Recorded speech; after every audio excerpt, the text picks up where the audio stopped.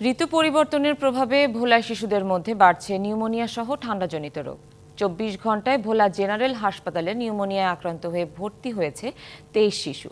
আর গেল এক মাসের মৃত্যু হয়েছে ৪ শিশুর। হাসপাতালে রোগীর চাপ বেড়ে যাওয়ায় চিকিৎসা দিতে হিমশিম চিকিৎসক ও নার্সরা। ভোলায় প্রতিদিনই হাসপাতালে বাড়ছে নিউমোনিয়ায় আক্রান্ত রোগীর সংখ্যা। নিউমোনিয়ায় আক্রান্ত হয়ে এক মাসে মৃত্যু হয়েছে ৪ শিশুর। বাড়ছে জ্বর, সর্দি, কাশি ও শ্বাসকষ্ট সহ ঠান্ডাজনিত বিভিন্ন স্বাস্থ্য সমস্যা। ২৪ ঘন্টায় ভোলা জেনারেল হাসপাতালে ভর্তি হয়েছে ২৩ শিশু। বর্তমানে এই হাসপাতালের ৫০ শয্যার বেডে চিকিৎসা নিচ্ছে ২০০ শিশু।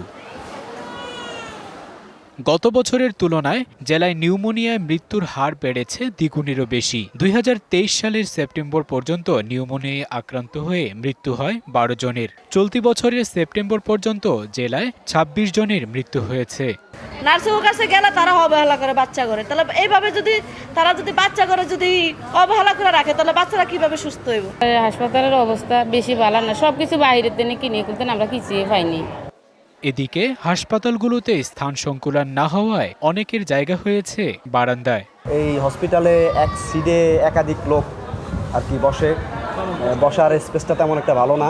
সিট পাই না, পুরো সিটে জায়গা নাই, সিট নাই, বাথরুমের কাছে আমাকে দিছে।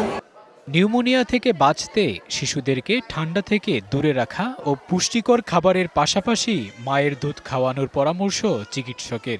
বৃষ্টি আর একবার গরম সব মিলে ঘাম হয় বেশি, বাচ্চাদের ঘামটা মুছে দিতে হবে আর পুষ্টিকর খাবার খেতে, তাদের রোগ প্রতিরোধ ক্ষমতা বাড়বে। বিশেষ করে ব্রেস্ট ফিডিংয়ের পরিমাণটা বাড়াইতে হবে। সিজনটায় তাপমাত্রার পরিবর্তনের সময় আমরা গরমের দিক থেকে ঠান্ডার দিকে যাই।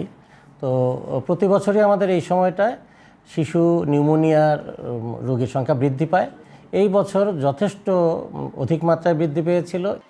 চলতি বছরের সেপ্টেম্বর পর্যন্ত নিউমোনিয়ায় আক্রান্ত হয়ে জেলার বিভিন্ন হাসপাতালে ভর্তি হয়েছে ১০,৪৮৬ শিশু। গত বছর সেপ্টেম্বর পর্যন্ত এই সংখ্যা ছিল ৭,৮০৯। DBC news desk.